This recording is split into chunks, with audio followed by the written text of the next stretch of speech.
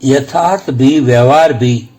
दक्षिण भारत के किसी गांव में एक चरवाहा गायों को चराने वाला रहता था। वो गांव के सभी लोगों की गायें चराता था। गांव में दो दर्शन शिरोमणि यानी दार्शनिक भी रहते थे। उनमें से एक थे वेदांत दर्शन के मर्मज्ञ, तो दूसरे थे बौद्ध दर्शन के मर्मज्ञ। चरवाहा इन दोनों की भी गायें चराया करता था। एक दिन महीना पूरा होने पर चरवाहा वेदांत मर्मज्ञ विद्वान के पास गया और बोला, महात्मन, महीना पूरा हो गया है, मैंने आपकी गायें चराई है, अतः आप मुझे मेरी मेहनत की मजदूरी दीजिए, जिससे मेरा तथा मेरे परिवार का जीवन निर्वाह हो सके। यह सुनकर वेदांती बोला, अरे भले आदमी, क्या तुम जरा भी वेदांत नहीं पढ़े हो क्या? इतना भी नहीं जानते वेदांत में क्या लिखा है? चलो नहीं जानते हो तो मैं ही तुम्हें बता देता हूँ।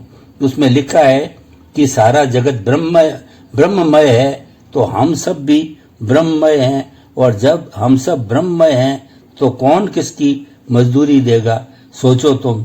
ये सुनकर चरवाहा बोला, मन ही मन बहुत दुखी हुआ। वो बेचारा क्या जाने इन दार्शनिक बातों को, और इसी उहापोह की स्थिति में वह पहुंचा दूसरे विद्वान के पास और बोला, हे दर्शन शिरोमणि, मैंने आपकी गायें चराई है, महीना पूरा हो गया, कृपया मुझे मेरी मजदूरी दे दीजिए। यह सुनते ही वह बोला, अरे भले मानुष, क्या तुम्हें जरा भी ज्ञान नहीं कि महात्मा बुद्ध ने क्या कहा है? अच्छा नहीं पता तो मैं ही बता देता हूँ। अच्छा नहीं पता तो मैं ही बता देता हूँ, सुनो। उन्होंने कहा है कि इस दुनिया में जो कुछ भी है सब क्षणिक है। जो गायें तुमने चराई वे तो कब की मर चुकी है, वे तो पहले क्षण में ही मर गई। अब जो गायें हैं वे तो उनकी संतान हैं।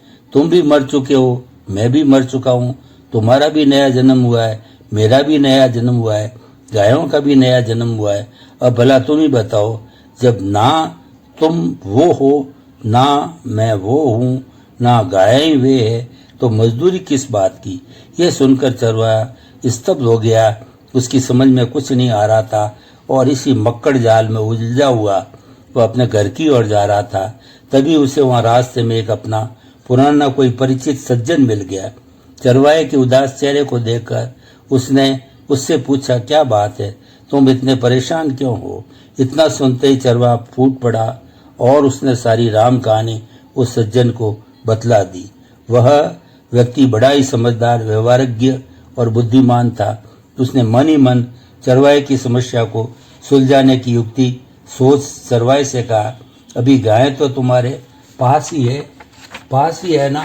चरवाहे ने तुरंत उत्तर दिया, हाँ मेरे ही पास है।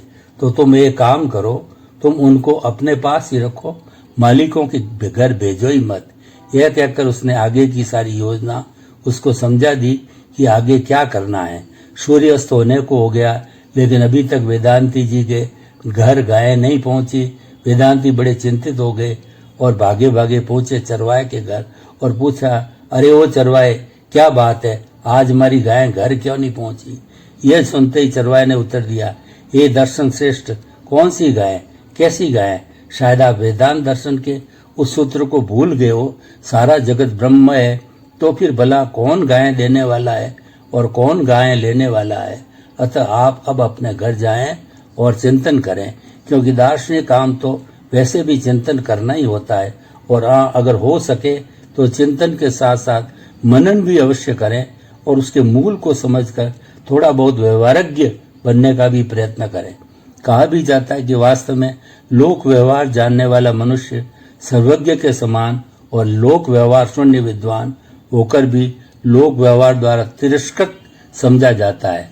बात वेदांती की समझ में आ गई और बोला, तुम ठीक कहते हो भाई कि वो दार्शनिक चिंतन करने मात्र से कुछ नहीं होता। यथार्थ के साथ साथ व्यवहार का ज्ञान होना भी आवश्यक ही नहीं, अभी तो अनिवार्य है। अतः ये लो अपनी मजदूरी। कुछ देर बाद बौद्ध दार्शनिक भी पहुंच गया चरवाहे घर और कहने लगा, अरे ओ चरवाहे, क्या बात है, मेरी गाय अभी तक घर क्यों नहीं पहुंची? चरवाहा तो पहले से तैयार था और तुरंत बोला, कौन सी गाय? क्या आप महात्मा बुद्ध के वाक्य को भूल गए? वे तो कब की मर चुकी, देने वाला भी मर गया और उनको चराने वाला भी मर गया। अतः आप अपने घर जाओ और सर्व क्षणिक कम का मन लगाकर जाप करो और उसे समझो। यह सुनकर बौद्ध दार्शनिक सक पका गया। स्वयं का तर्क जाल स्वयं को ही फंसा गया और वह सोचने को मजबूर हो गया। कुछ देर सोचकर वो बोला, अच्छा ठीक है भाई, ये लो अपनी मजदूरी और मेरी गाय मुझे लौटा दो। और चरवाहे ने मजदूरी लेकर गायें लौटा दी।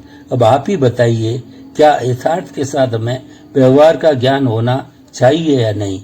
व्यवहार के बिना यथार्थ की मंजिल पर पहुंचना शायद संभव ही नहीं है। इसीलिए हमेशा विचार के साथ साथ आचार की भी बात की जाती है। दर्शन को हमने केवल मानसिक खेल बना लिया है, जो कि अत्यंत घातक है। और जब तक यह मानसिक खेल और दर्शन की प्रतियोगिताएं चलती रहेगी, तब तक न धर्म धर्म होगा, न दर्शन दर्शन होगा और न यथार्थ यथार्थ होगा।